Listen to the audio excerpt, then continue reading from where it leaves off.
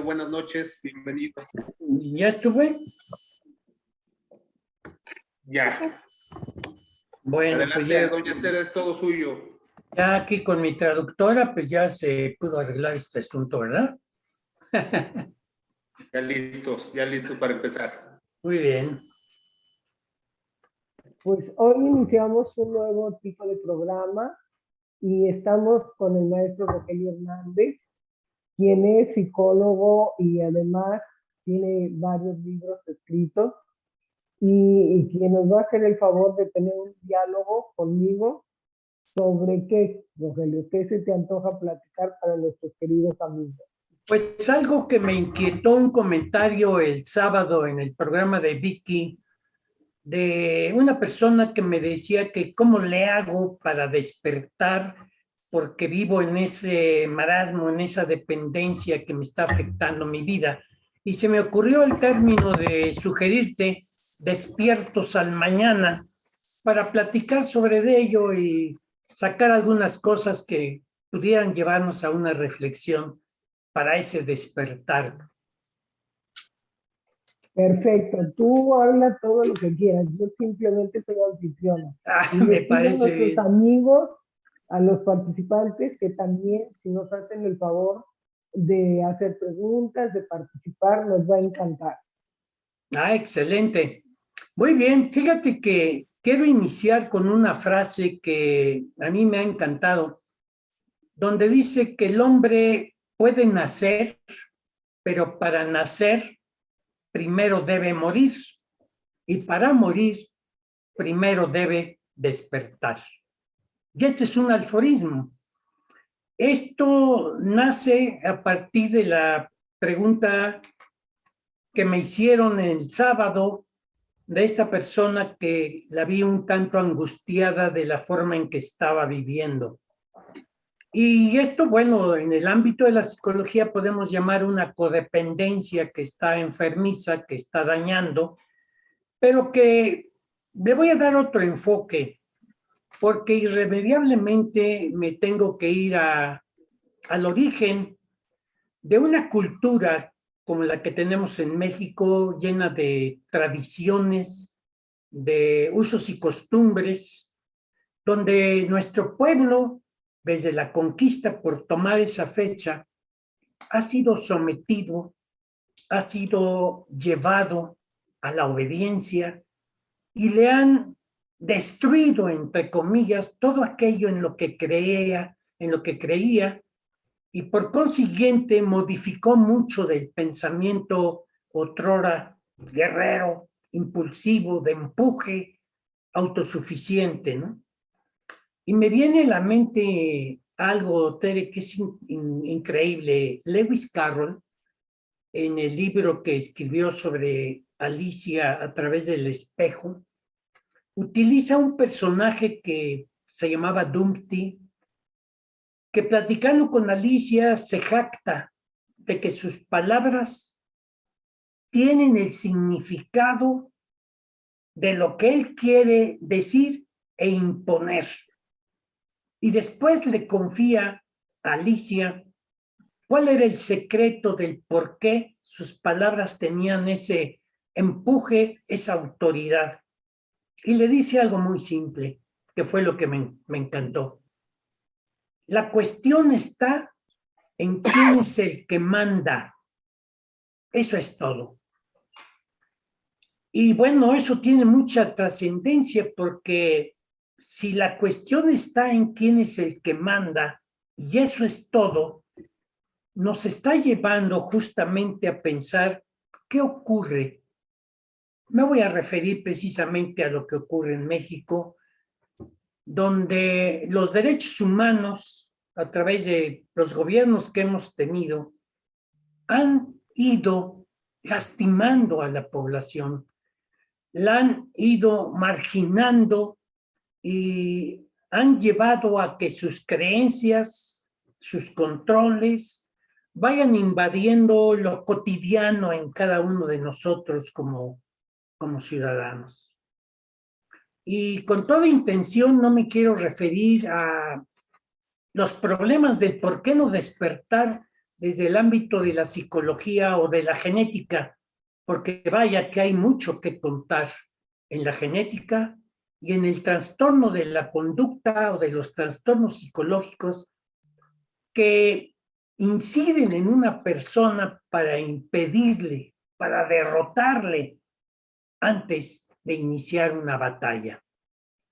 Y esto me lleva a otra reflexión que yo hice justamente en este último libro, que se los menciono, se los muestro desde aquí, que se llama Venciendo a la vida. Ahí hago una cita donde, por desgracia, en mi observación cotidiana, millones de personas, mexicanos, ya se murieron antes de fallecer. Se mueren a los 30, a los 40, a los 50 años y van a fallecer a los 80 o los 90. Y esto implica dos tipos de problemas, por mencionar solo dos. Uno, en el ámbito de la economía de este país tan lastimado en la economía, en la productividad, y el otro en la salud, también lastimada, yo diría hasta inepta para manejar, como en este caso las pandemias o las enfermedades crónico-degenerativas, que tienen quebrada la salud pública por la cantidad de enfermedades crónicas de las personas que no obedecen, que no siguen las orientaciones médicas para prever, que es el mejor de los casos de lo que pudiera ocurrir en la salud, prever las enfermedades que después lo van a postrar. La diabetes, por mencionar una de ellas, las enfermedades autoinmunes, las enfermedades cardiovasculares, sin mencionar el cáncer, que han ido acabando con la población y han ido acabando con la economía y los presupuestos. Y quiero llevarles a una reflexión que creo que todos hemos caído en esto alguna vez en la etapa de nuestras vidas. Nos cuestionamos, tengamos 20, 30, 50 o 60 años, nos cuestionamos qué ha pasado con nuestra vida, qué hemos hecho de ella, qué nos falta, qué nos falta también por lograr y qué nos faltó por hacer cuando pudimos haberlo hecho. En esa reflexión, en ese grito ahogado de por qué me siento frustrado a los 40 años, parecería que ya los desperdiciamos, ¿no? Pero es esta falta de estas personas que ya se murieron antes de fallecer, porque no tienen motivos, porque no tienen el compromiso, porque ya se conformaron como viven en esa zona de confort que a veces nos limita, si no es que todas. Y para variar, en un libro anterior a este, que se los muestro ahorita, se llama Milpa de Almas.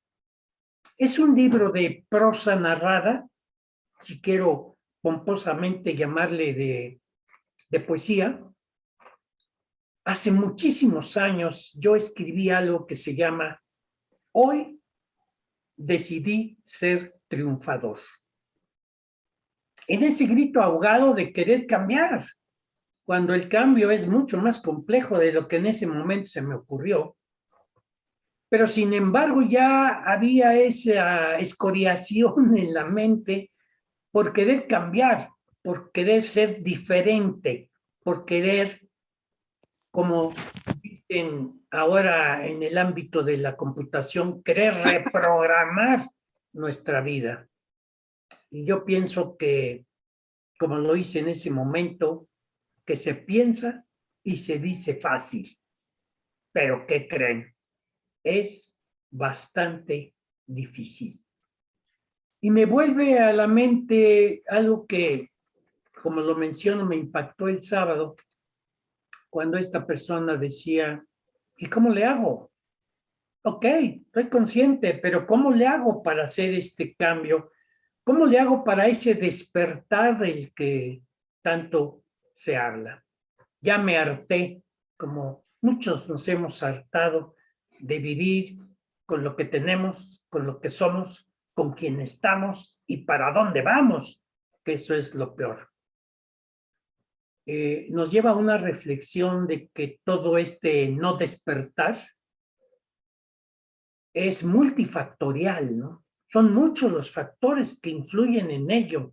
No quisiera caer en el tecnicismo del terapeuta como soy yo, el cual etiquetamos y encontramos como que la raíz en la infancia, en la genética de un comportamiento cuando se nos ha dado la primicia, el don de poder tener ese libre albedrío, de poder pensar y decidir sobre el trayecto que le vamos a dar a nuestra vida.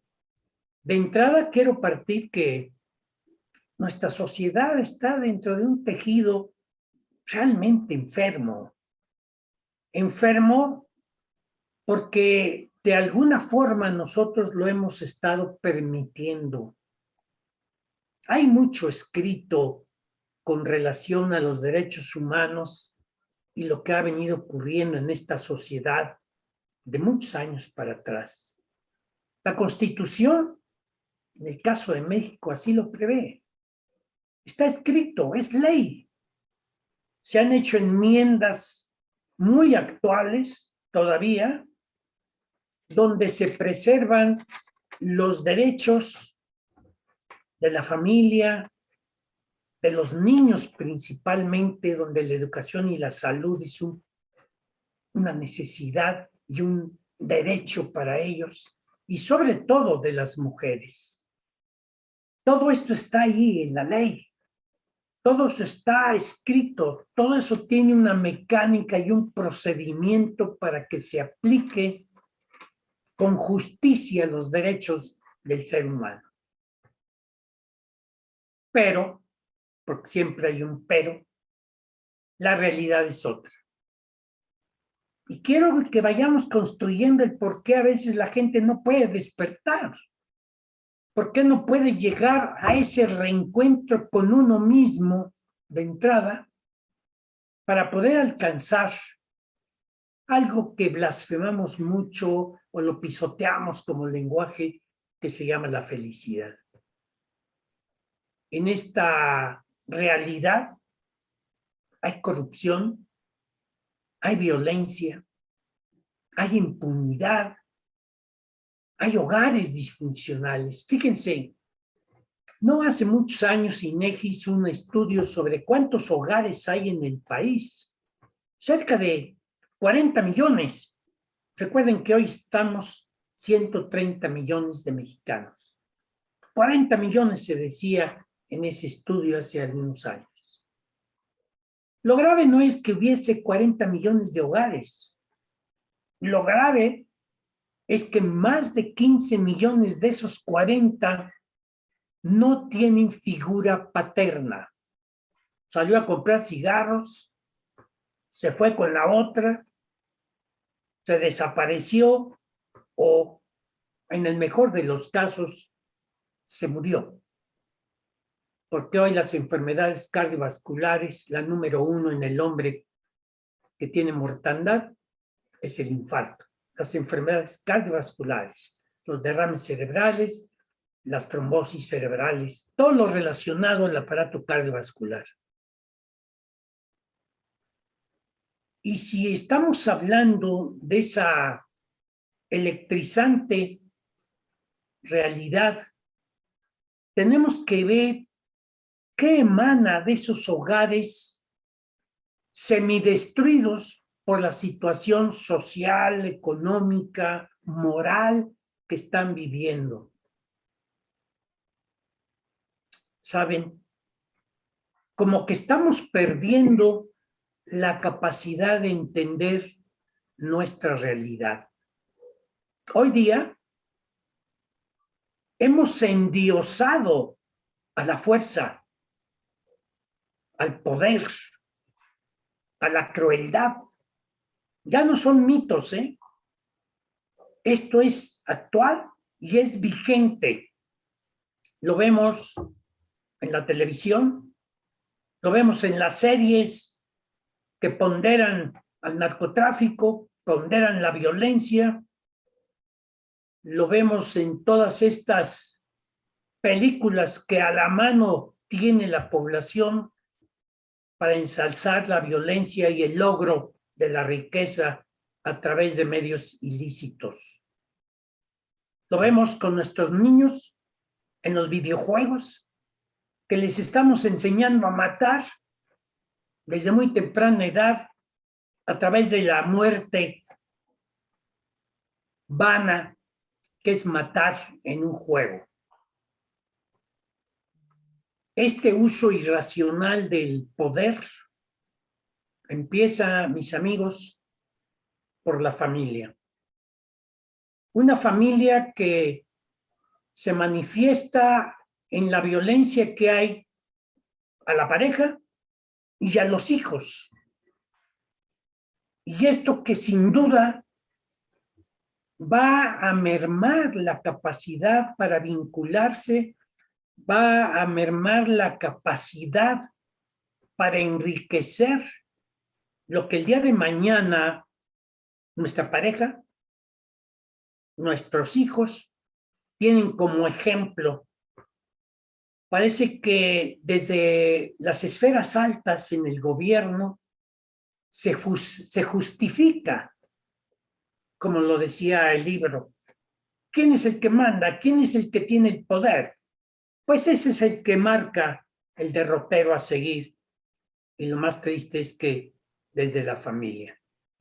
El orientarnos hacia la posesión como parte del control de unos cuantos o de muchos cuantos, pero que se nos olvida que nosotros, los otros, somos más que esos pocos.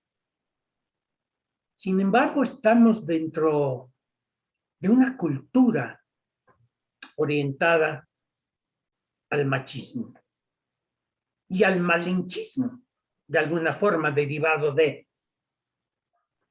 como mencionaba, desde la conquista hubo esto, de ahí el nombre de la Malinche,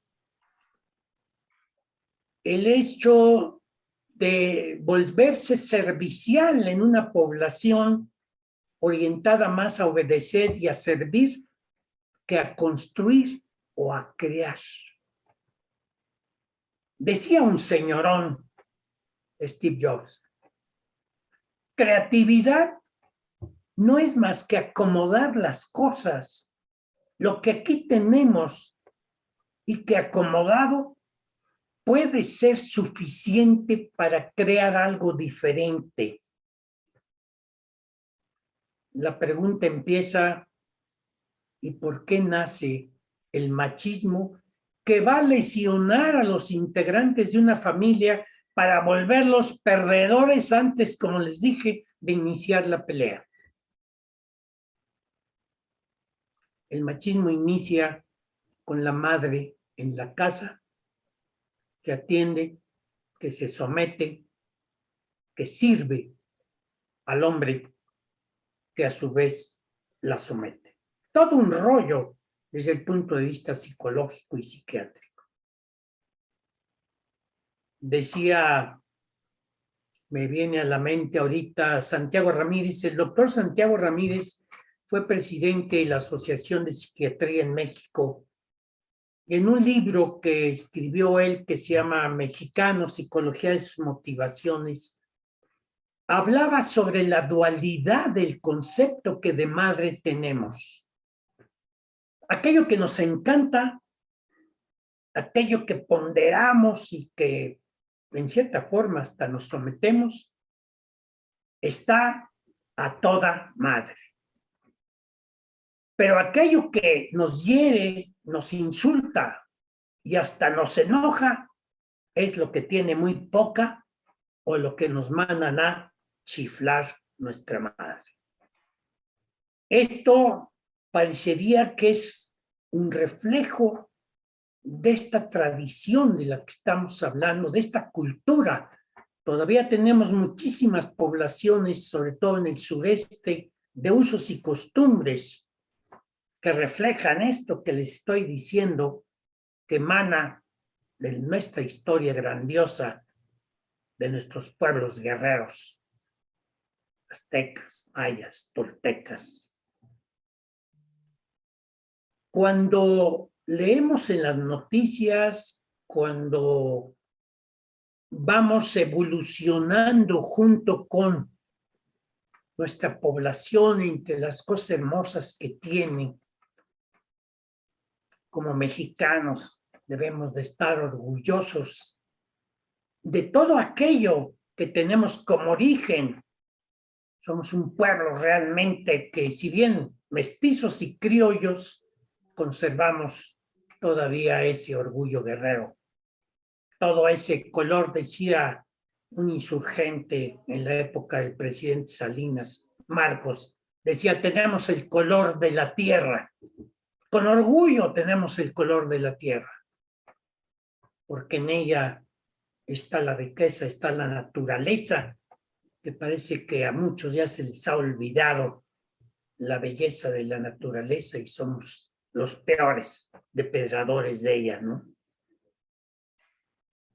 Hay una pretendida, comentaba, liberación sexual hoy día, bueno, de años para acá. Una liberación sexual que no constituye más que una forma, yo le llamo tramposa, que está impactando la realización integral de las personas. Una forma tramposa en la cual se concede el derecho de expresión, insisto, en el papel, en la Constitución, en las leyes, pero que al final del camino la ley como tal no se cumple, no se aplica, y la injusticia es una de las principales lacras que hoy día tenemos en el sistema.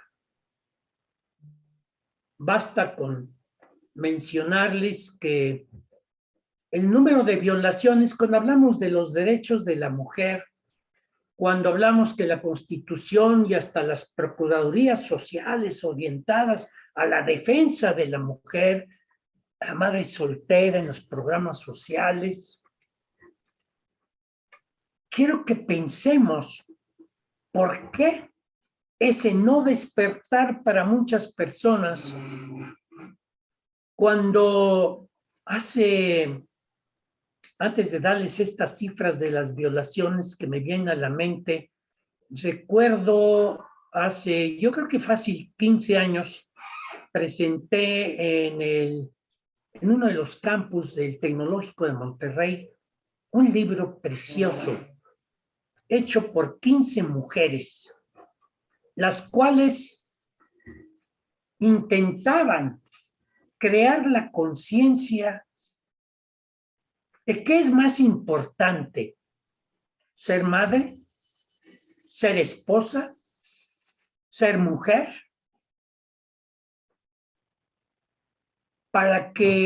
o ser profesionista. La conclusión a la que llegan todas ellas de diferentes estratos académicos, empleados, amas de casa, llegaban a una conclusión, que aquellas que justificaron ser excelentes madres, sacrificaron ser buenas esposas y ser profesionistas o ser mujeres como tal. Las que fueron excelentes profesionistas descuidaron al marido, descuidaron a los hijos, y las que fueron excelentes mujeres como tal, realizadas en la actividad que hubieran elegido, también tuvieron que sacrificar parte de todo esto.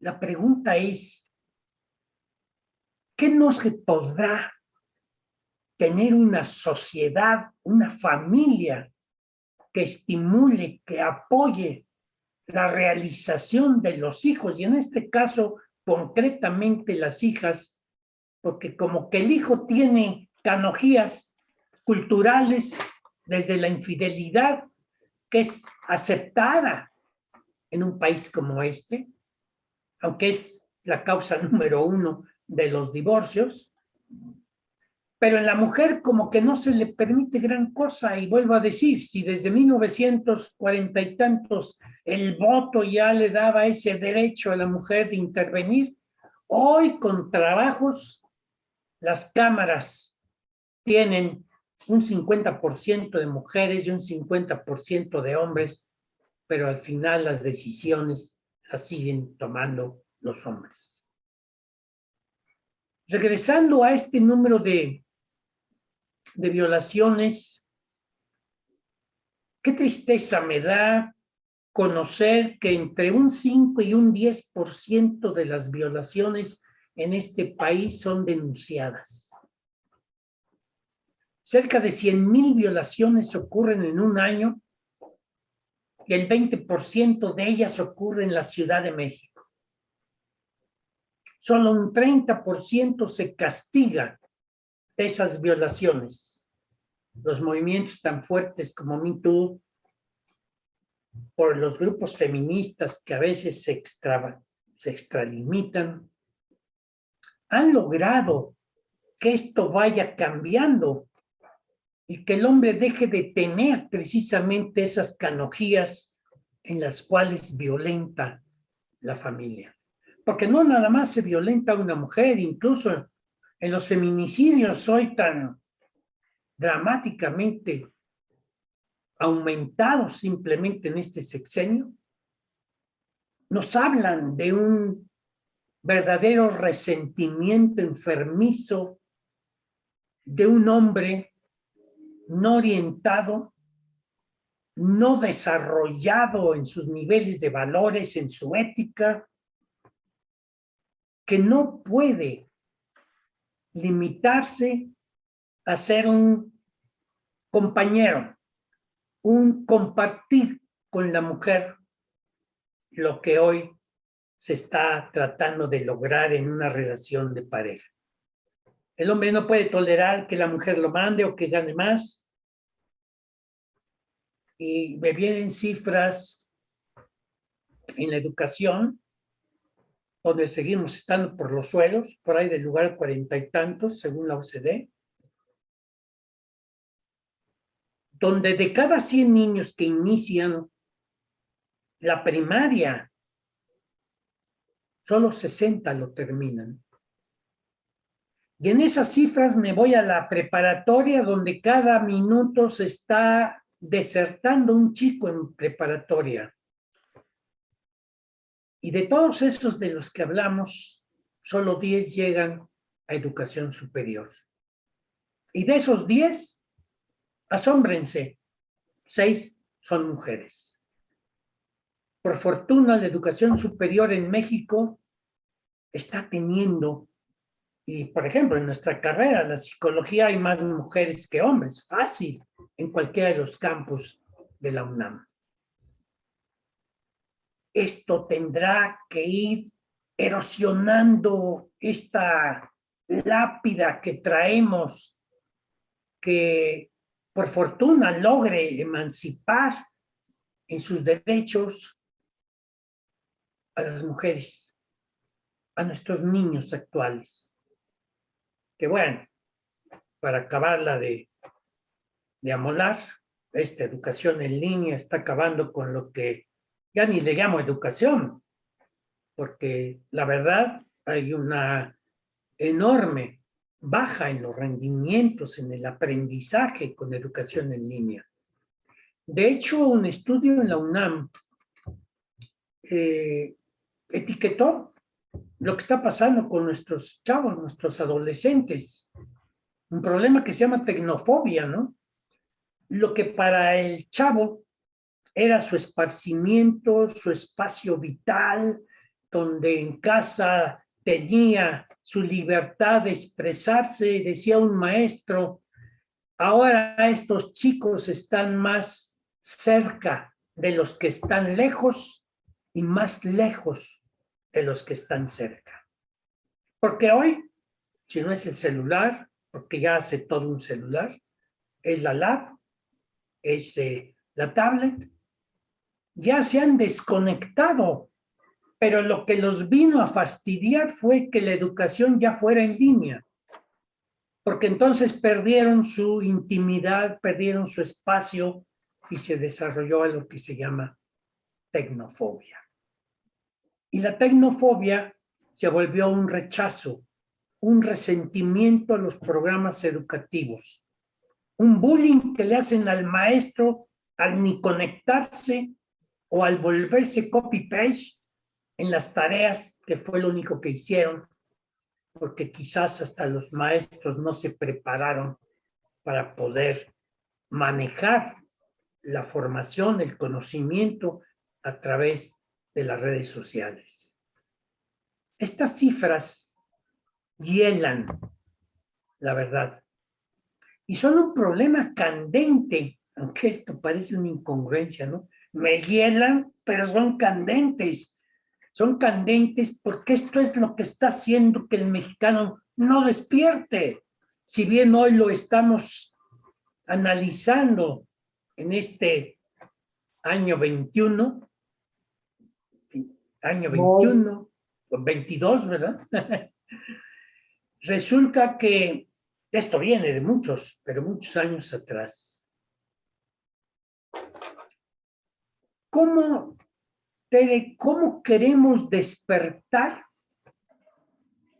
si no nos amamos a nosotros mismos?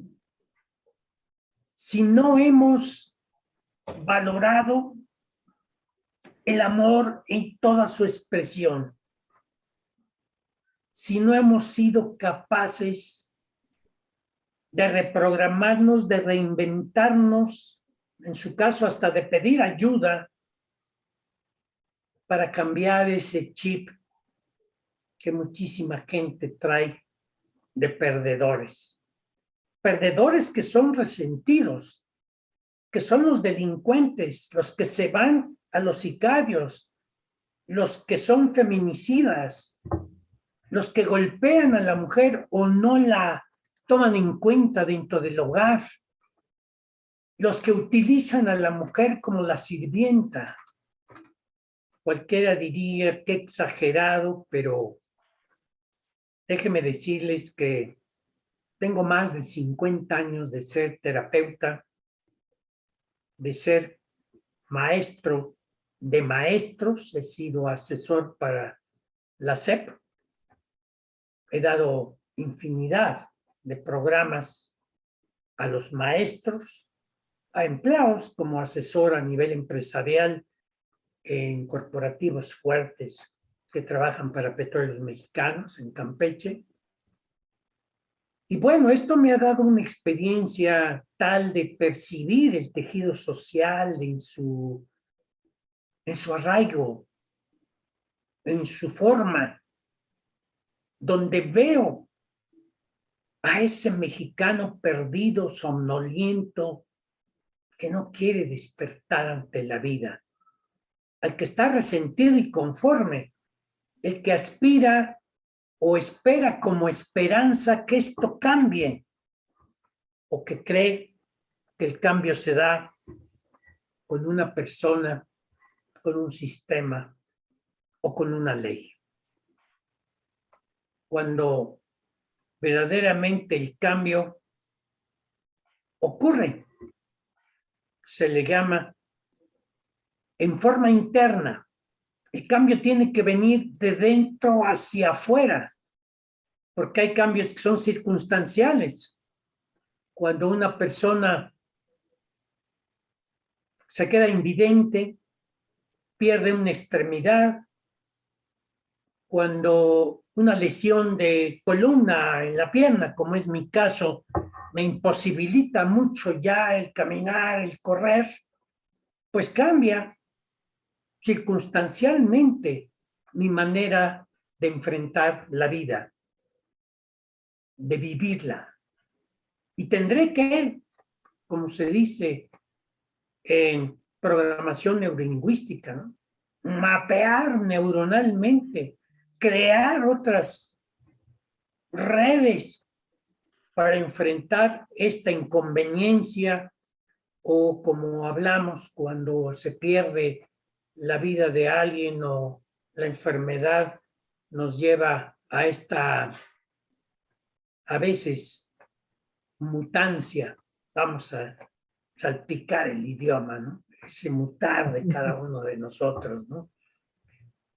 Y en el duelo, pues tenemos que mapear el que ya no esté con nosotros la persona, el que ya no pueda convivir, ya no pueda ser objeto de nuestro afecto, de nuestra forma de expresarlo, de hacerlo sentir.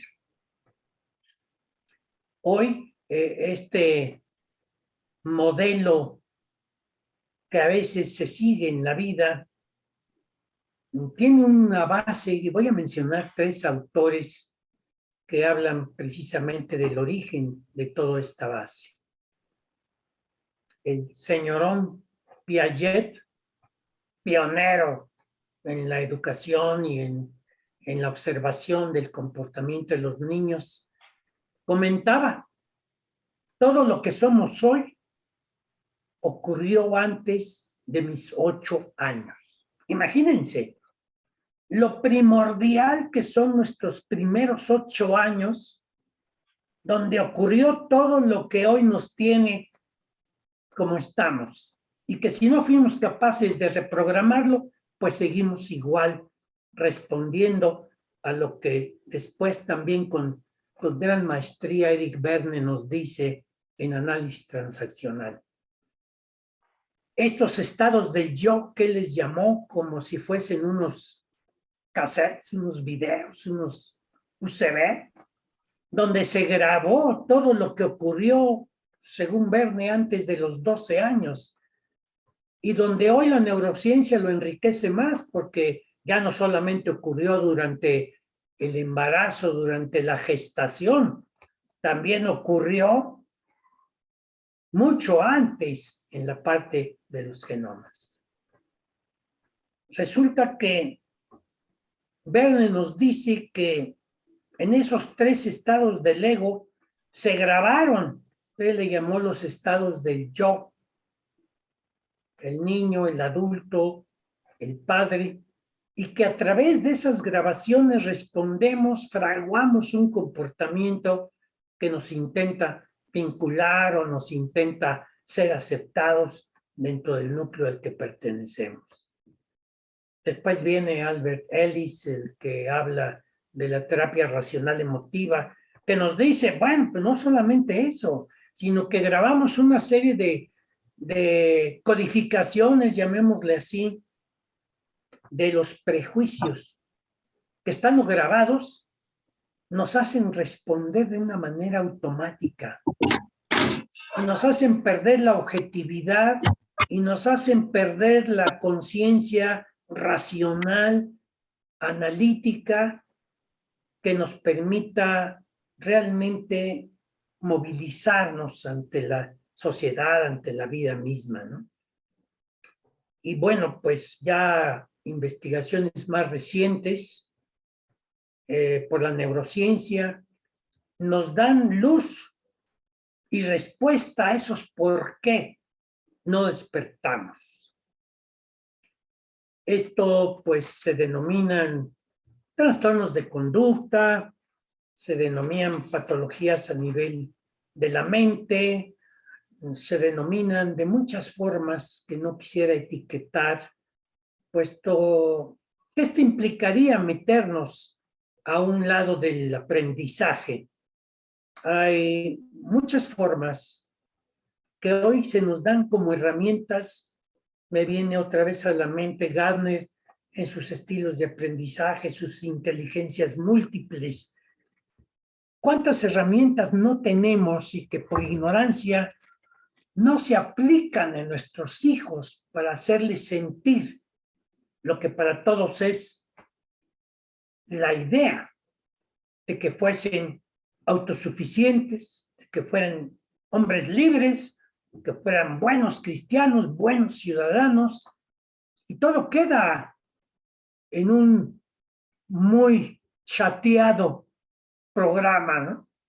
Porque la verdad es que si no nos apegamos a esto, empezando por el cambio con nosotros, pues va a ser difícil que ocurra. Fíjense que Hermann Hesse en Siddhartha hace este comentario donde dice, todo lo que nos rodea tiene algo que enseñarnos. ¿Y cuántos de nosotros, teniendo algo que nos enseñen, no le damos entrada? Lo rechazamos.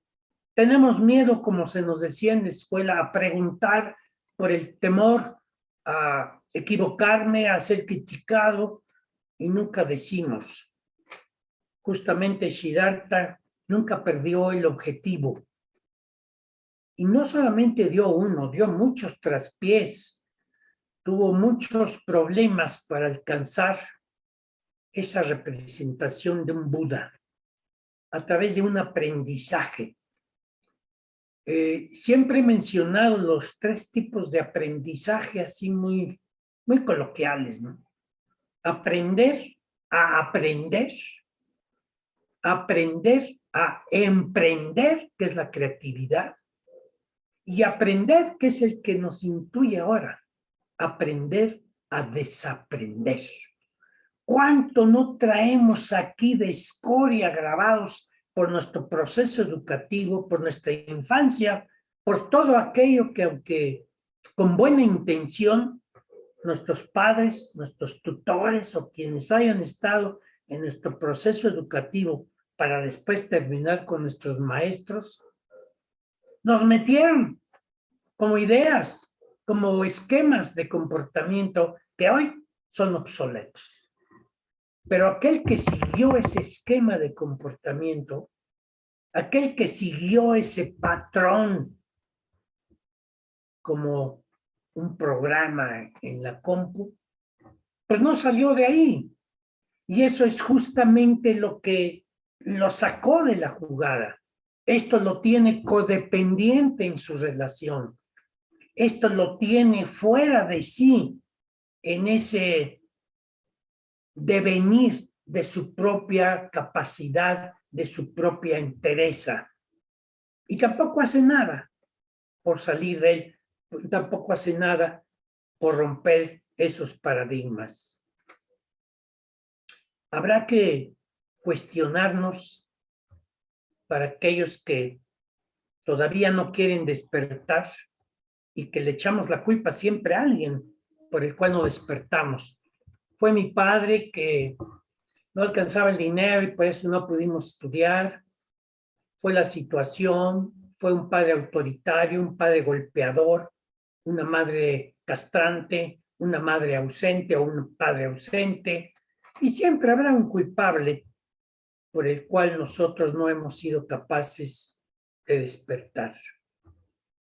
Todo esto es sacrificio, todo esto cuesta y no es un costo metálico, es un costo en la vida, pero que las cicatrices que nos va dejando este costo es la experiencia. Habrá quien pueda llamarle sabiduría y habrá quien diga que los viejos por las canas que traemos somos sabios. No, tampoco es así. La sabiduría va más allá de la edad.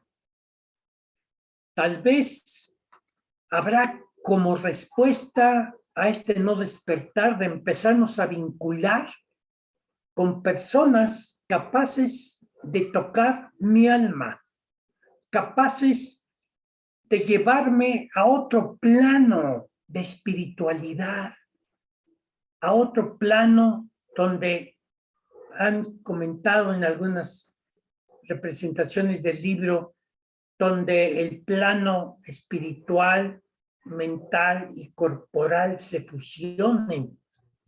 Hay que juntarnos con gente que nos cuestione, de la que aprendemos. Hay que juntarnos con gente que nos haga pensar. porque la única forma de salir de la oscuridad es esta. Mencioné, Ted, en tu programa lo que decía Omar Khayyam cuando se hablaba del cielo. Omar Khayyam comentó: envié mi alma a la región de lo invisible con un mensaje. Y volvió con la respuesta diciendo: yo soy mi propio cielo y mi propio infierno. ¿Qué más realidad que esta? Uno se hace el infierno o el cielo, pero no viene de arriba, no está en un libro, no está en un sermón, está en la manera en que procesemos lo que percibimos, lo que escuchamos y lo que sentimos. ¿Cuántos minutos me quedan, Tere? Me quedan 8, así que necesitamos preguntas también por ahí. Perfecto. Realmente Entonces, interesante. déjame terminar con una frase. Bueno, acuérdense que la crisis es una combinación de situaciones de riesgo en la vida de una persona que coinciden justamente con esto que estoy aquí checando, con una desorganización psicológica. Pero quiero terminar con esta frase para las preguntas que quizás como cierre podría yo decir: ¿acaso no te han enseñado los años, mi querido amigo, mi querida amiga, que nunca hay que preocuparse por lo inevitable? Lo dijo Omandino. Y acuérdense de otro libro precioso de Alvin Toifer, En el show del futuro, cuando habla que lo único permanente es el cambio.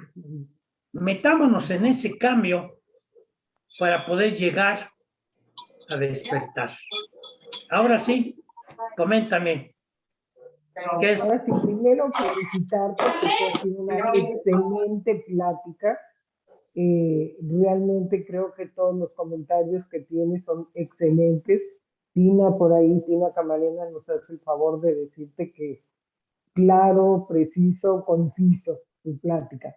Pero tenemos, entre otros, Natalia nos pregunta que cómo hace ella para poder lograr un equilibrio emocional entre sus dos hijos. Uno tiene 18 años, es hombre-mujer, la chica o la hija es luchona, es entrona, es una chica luchadora de los derechos de la mujer, pero opaca a su hijo, porque su hijo es más tranquilo, menos combativo. ¿Qué nos recomienda? Mira, en una forma muy concisa y tratando de responder un poco a Natalia. La inteligencia emocional nos dice que lo importante de entrada es identificar la emoción que emana de mí al despertar, al actuar, porque la percepción de ella es que le opaca o que le dice, pero está respondiendo solo a la emoción que a ella le produce.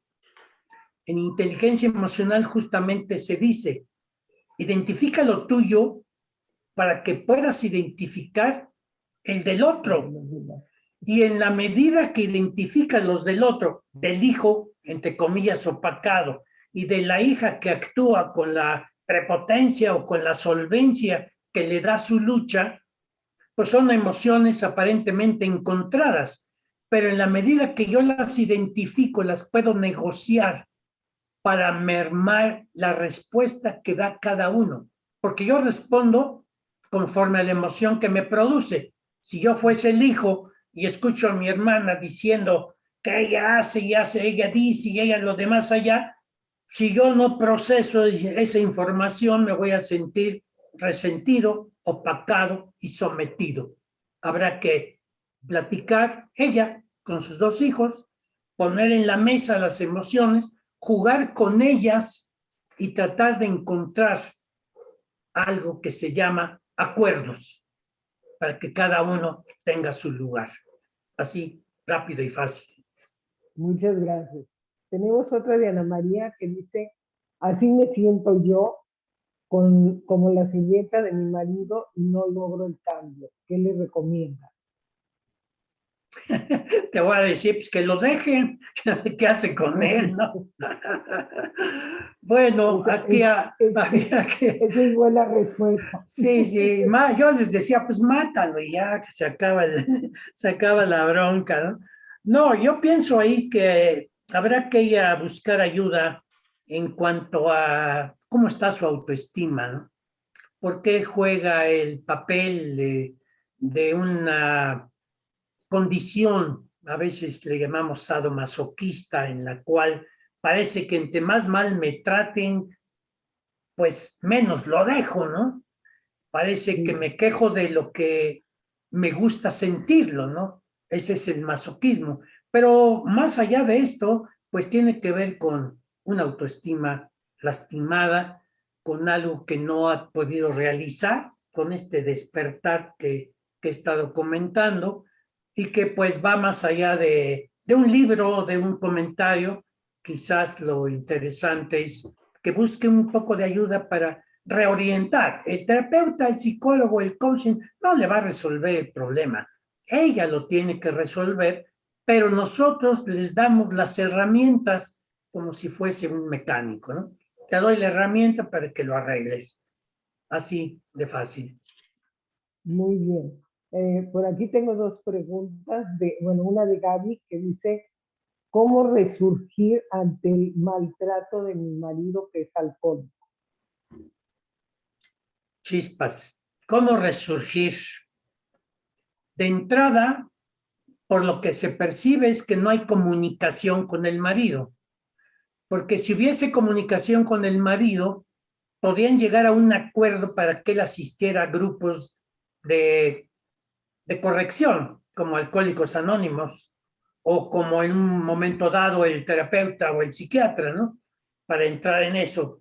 Al no haber comunicación, es difícil que ella pudiese parar, porque el alcoholismo es una enfermedad, es una adicción, y como tal es un reclamo orgánico de la persona a tomar, y no con súplicas o con enojos o con muchos de los pleitos que se dan en las familias, se va a corregir esto. Ella necesita, si es que lo puede hacer, comunicarse en un nivel racional, asertivo con él, para que tomen una decisión de ayuda, empezando por él. Y tal vez, y no lo dejo en el plan de la basura, ella necesite ayuda por haber establecido esa relación. Sí, pero porque sí, nos habla de maltrato. sí, necesita mejorar la comunicación con él para que él esté consciente si quiere conservar la relación con ella, porque quizás es una forma de quererme deshacer de ella, ¿no? Sí, no, Así. terrorífico, pero sí. Ok, dice, Katy nos pregunta, ¿hay alguna herramienta que podamos hacer uso para identificar nuestros paradigmas durante la crianza? Y por ahí había otra de Katy también, pero ya se me perdió.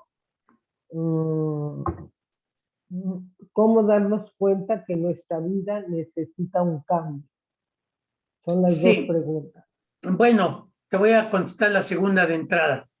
¿Cómo darnos cuenta? Yo lo mencionaba cuando un día por la mañana amanecí encanijado conmigo, insatisfecho o frustrado de qué diablos estoy haciendo.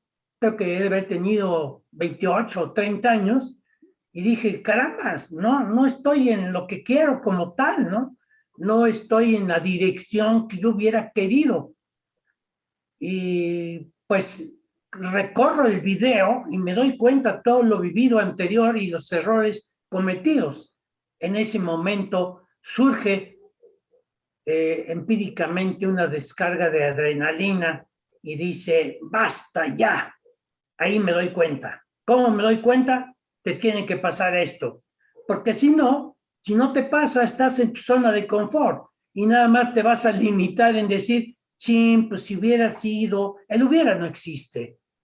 Y en ese momento me la paso quejándome. Y la anterior pregunta, ¿en qué herramientas? Hay muchas herramientas que tiene que aplicar pues un profesional en el caso de la salud mental. Porque hay herramientas, yo utilizo varias de ellas, que nos dan para abreviar el tiempo de una entrevista. Hay herramientas psicológicas perfectamente diseñadas que ponderan, vamos a llamarle, la gráfica de la tendencia de tu personalidad, el origen de un comportamiento y la manera que éste se está expresando y la raíz que puede determinar ese proceder. Y con esas herramientas podemos cuestionar, confrontar a la persona para que ambos vayamos encontrando una solución.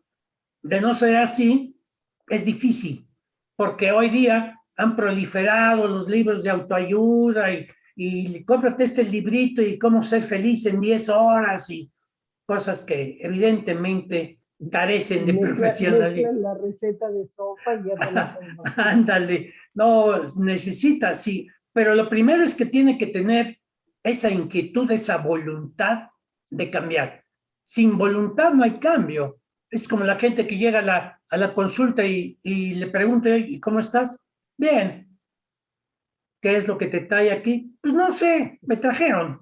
Otra, pues, ya desde ahí no hay la más mínima voluntad para empezar un diálogo. Necesitamos tener una propuesta clínica para estar escarbándole a la persona, ¿no?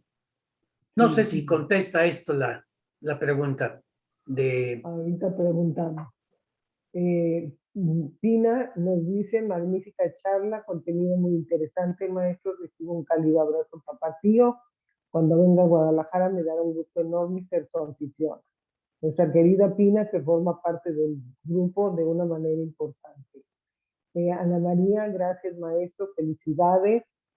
Carlos, por ahí también nos dejó, me permito felicitar a nuestro ponente por haber identificado los puntos culturales que producen la neurosis y agresividad de la población, producto de la alianza de los gobiernos laico y religioso. Creo que los comentarios, como pueden ver, son muy buenos. Yo añadiría una frase de Mandela que creo que viene muy a voz por nuestro país, que la educación es el arma más poderosa que puedes usar para cambiar al mundo. Mientras nuestro país no tenga educación, va a estar muy difícil y creo que esto es parte de lo que a nosotros como senderos de mujer y como Ángel de Sofía nos toca, y con gente tan valiosa como tú, como Pini, como muchos otros, para hacer ese cambio y poder ayudar a educar a nuestro país. También Platón nos decía que el objeto de la educación es la virtud y el deseo de convertirse en un buen ciudadano. Así es. Y creo que esto nos llega. De verdad, Rogelio, fue una plática maravillosa. Lástima que siempre tenemos tiempo límite, pero me encantaría, Maritere nos dice, felicidades, excelentes sus palabras. Estamos abiertos. Todo un éxito.